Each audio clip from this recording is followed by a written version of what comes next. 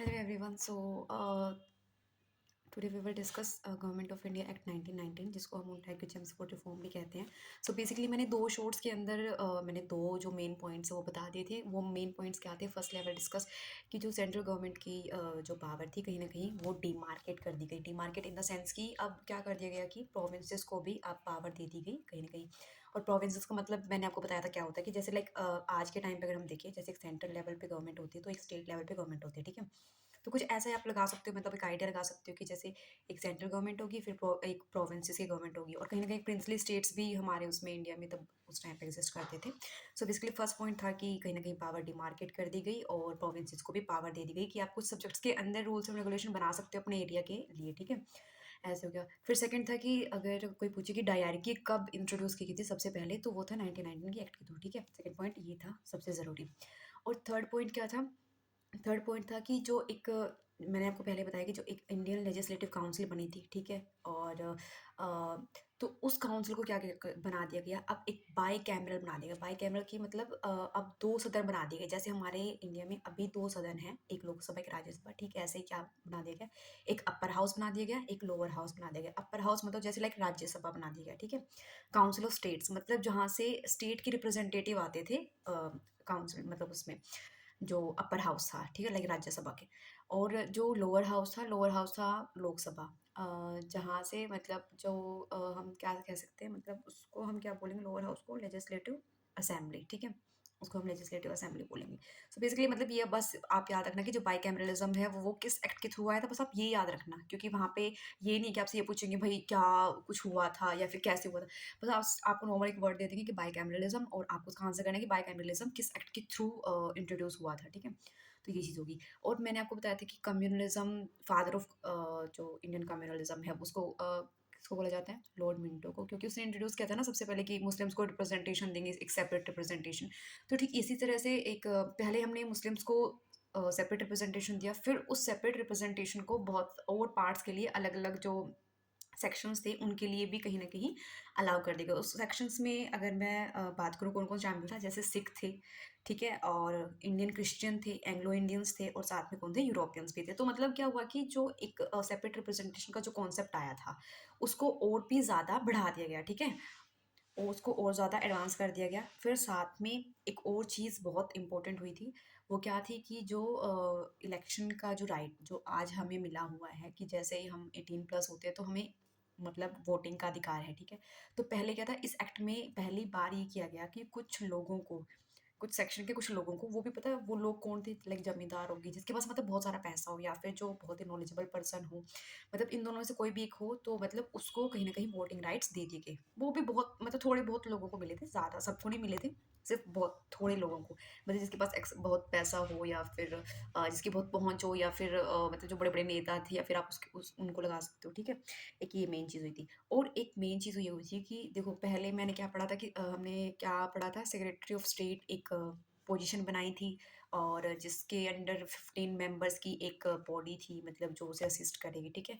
अब क्या हुआ कि अब फिर से ब्रिटिश गवर्नमेंट ने सोचा कि भई अब फिर से कुछ ना कुछ एक नया ऑफ़िस बनाते हैं, किसी न किसी को अपॉइंट करते हैं, तो फिर इसी तरह से एक हाई कमीशन को अपॉइंट किया गया। वो हाई कमीशन देखो एक हायरार्की बन गई। सबसे पहले हाई कमीशन, फिर उसके बाद सेक्रेटरी ऑफ स्टेट, फिर उसके बाद उसके नीचे क्या हो गया, वॉइसरॉय होएगा। वॉइसरॉय के नीचे जो भी प्रोविंसेस या फिर प्रिंसली स्टेट्स, ठीक है, वो आएँगे। तो आप ये याद रखना कि सबसे ऊपर अगर 1919 के एक्ट के थ्रू देखें, तो सबसे ऊपर कौन हो गया, हाई कमीशन हो गया, ठीक है, एक ऑफिस बना दिया गया। फिर उसके नीचे सेक्रेटरी ऑफ स्टेट, मतलब सेक्रेटरी ऑफ स्टेट डायरेक्ट किसको जाकर मतलब अपनी जो भी चीज़ें हैं, रूल्स एंड रेगुलेशन कैसे चल रहे हैं इंडिया में, तो जाकर बताएगा हाई कमीशन को। फिर हाई कमीशन सीधा रिपोर्ट किसको देगा, ब्रिटिश गवर्नमेंट को। ऐसे हो गया, ठीक है। और सबसे और एक और चीज़ हुई थी जिसमें मेन हुई थी, वो था establishment of public service commission. So सबसे पहले जो सेंट्रल पब्लिक सर्विस कमीशन है, वो सेटअप की गई थी 1926 में। हालाँकि मतलब वो कहते हैं ना, अनाउंस पहले कर दी जाती चीज़ें, फिर बनती बाद में है। तो इस एक्ट के थ्रू ये अनाउंस कर दिया गया है कि एक सेंट्रल पब्लिक सर्विस कमीशन बनाई जाएगी, जिसके तहत जो इंडियंस को भी कहीं न कहीं रिक्रूट किया, मतलब जो सर्वेंट्स होते हैं ना, जैसे आजकल के टाइम में जैसे आईएएस है या फिर एसडीएम है, मतलब आईएएस के अंडर मतलब बहुत लोगों को अपॉइंट किया जाता है सर्विस के लिए। तो ठीक ऐसी ही एक संस्था बनाई गई 1926 में, ठीक है? ये भी चीज़ इसी एक्ट के थ्रू आई थी। फिर आगे हम बात करते हैं कि देखो, मैंने पढ़ा था कि कहीं न कहीं प्रोविंसेस को पावर दी, अगर प्रोविंसेस को पावर दे दी गई है तो कहीं न कहीं वो अपना बजट भी खुद बनाएँगे, और बजट खुद बनाएँगे, खुद डिस्कस भी करेंगे अपनी चीज़ें, ठीक है? तो वो पावर उनको मिल गई थी, एंड आई थिंक मेरे को लगता है बस इतनी सी चीज़ें थी 1919 के एक्ट में। तो हम एक बार रिवाइज़ कर लेते हैं 1919 के एक्ट में हमने क्या-क्या, मतलब 7 टू 8 पॉइंट्स हैं जो आपको मेनली याद करने हैं। जैसे फर्स्ट पॉइंट हो गया कि जो सेंट्रल गवर्नमेंट थी उसकी पावर को डिमार्केट कर दिया गया। डिमार्केट इन द सेंस कि एक प्रोविंसेस और सेंटर दोनों को डिवाइड कर दिया गया, या फिर दोनों की पावर्स को डिफाइन कर दिया गया कि ये तेरी पावर्स और ये तेरी पावर्स है। You have no need to get included in the other area. And the second point is diarchy का शामिल करना। Third point is bicameralism, मतलब अब दो हाउस बन गए, जैसे एक अपर हाउस और एक लोअर हाउस बन गया। फिर फोर्थ पॉइंट आता है कि जो कम्युनल रिप्रेजेंटेशन या फिर जो एक सेपरेट रिप्रेजेंटेशन मुस्लिम्स को दिया गया था, अब उसको मतलब और ज़्यादा बढ़ा दिया गया, ठीक है, एक एडवांस स्टेज में लाया गया। कैसे?